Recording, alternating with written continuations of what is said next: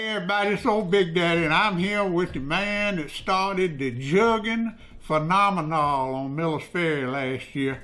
Him and David Rayner. David Rayner came down here and wrote an article about long lining jugging for catfish over here at Joe Allen Dunn. Good afternoon, Joe Allen Dunn, in case y'all don't know who this is. And y'all slung a craving on old Big Daddy, and I went and rigged me up some jugs, and we're gonna have a separate video on that too. But what we want to do today, we just want to start out. It got so popular, Joe Allen. Everybody now is wanting to go jugging. Even when the river was flooded,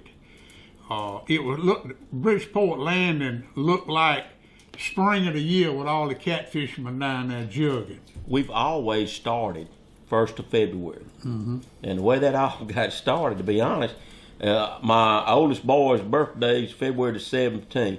So we come over and we wanted to go fishing. So we fixed up some short line jugs and we start fishing in those flats. And that's how this all got started. It was Alden's first birthday, his birthday, and the crawfish cooking. That's where it gets started.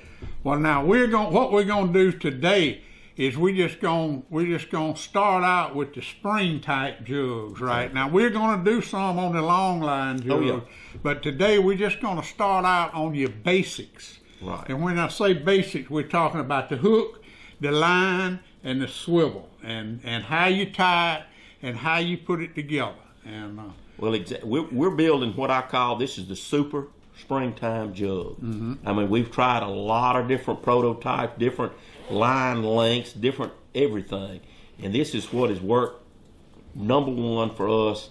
This is a guaranteed catch jug if you put them in the right place. And Joe is fixing to share it with y'all, and let me tell you, this is one video that could go viral, because this not only will work on Miller's Ferry, it'll work on anywhere in the southeast, I guess.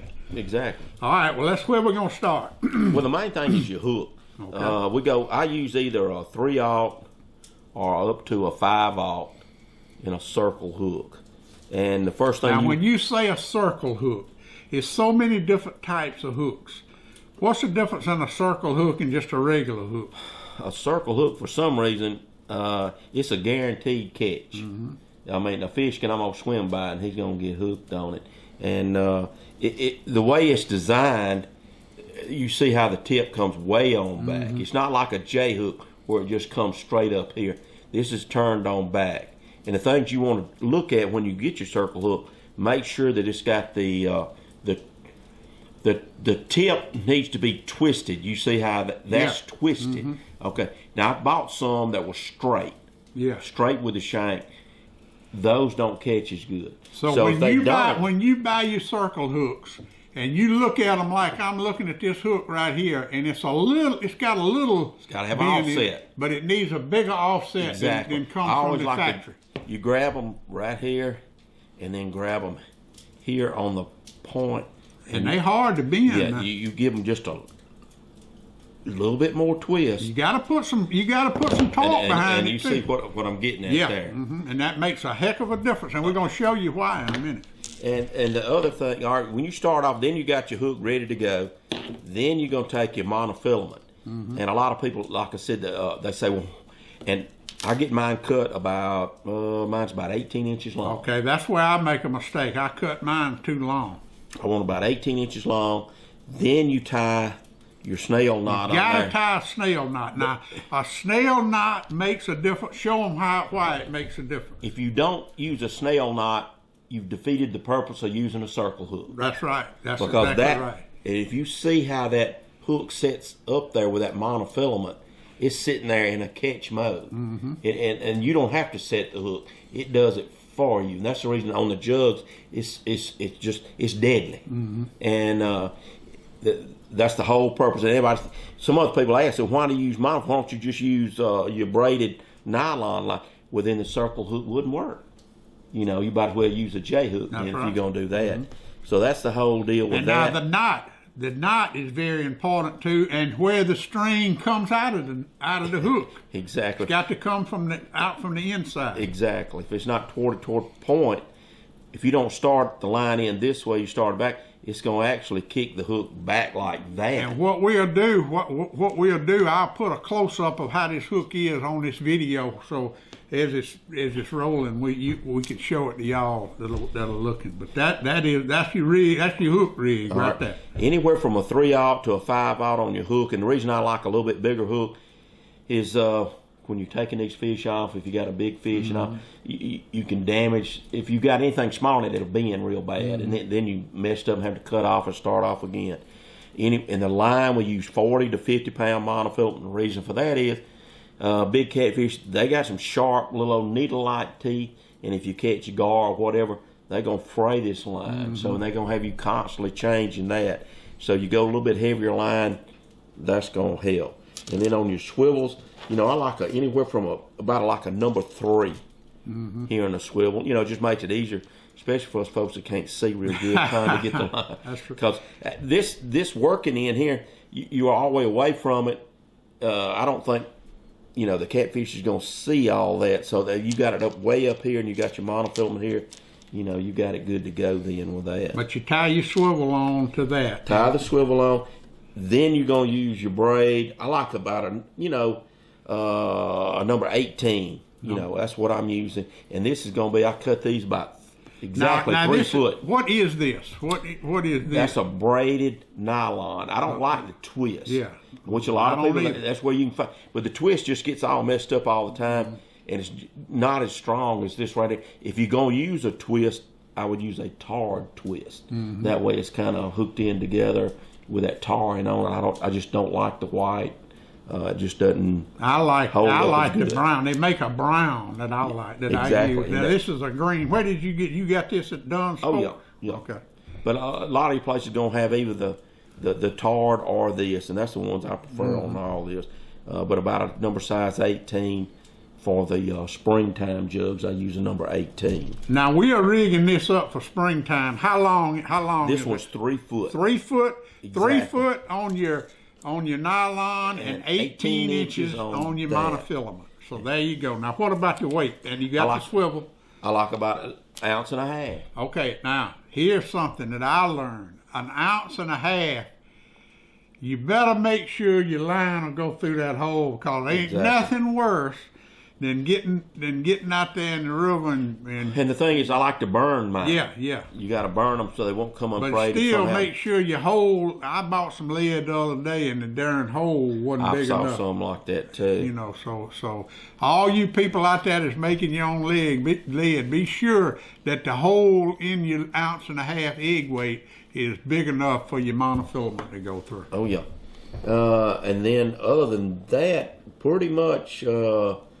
You get everything tied up, and this is the way it's going. Your finished product, should look or be, everything like that. And I'm just rigging these up, getting ready. Yeah. I don't have enough bottles ready for now. Now, how do you tie it onto the bottle? Exactly. It's just going to go this just number. Go around the top. Well, I say that. Let me take back up. It's going to go on over here like this, but I don't have my inner tube yet to put on here. I like to put a piece of tire inner tube and spray paint the inside of the jug. Inside. Now, how do you spray paint the inside? It's just a slow process, but it's well worth it. That way you don't have flakes knocking off of it, getting scratched up, and coming off in your boat. I got a pretty white boat, and I don't want all that orange all over the inside of the boat. And then once you squeeze that tire inner tube, you got to use some type of, you want something rubber like that. That way when you hook, you wrap your jug up, you got something to hook into without damaging, the point of your hook and keeping it good and sharp. Now I was watching old Bruce Mitchell the other day, and what he was doing, he was tying his jugs up, and he was wrapping them up, and then he would take that top off and drop his hook and line down there and screw it back on. Well, you probably can, but with the being on the outside, it keeps everything tight, and not coming loose. And I like that idea about putting that piece of rubber in a tube around it's just that way you don't damage your hook. Now I know some of y'all out there saying, what about the noodles? And the noodles, why will you use a jug like this in the springtime instead of a noodle? All right, the reason I use these, you tie to the front, and the drag All right, you want a jug to be able to drift. All right, and you got to pick out your wind direction when you throw them out, because you want them to drift across the slough where you're fishing. And don't go and throw your jug out on the side where the wind's blowing, because all they're going to do is blow right to the bank. They're not going to make your drift like you need. And the noodles you'll usually tie in the middle, and what it does is creates more drag, and the noodle will actually fish a slough faster than I like if the wind's blowing real hard.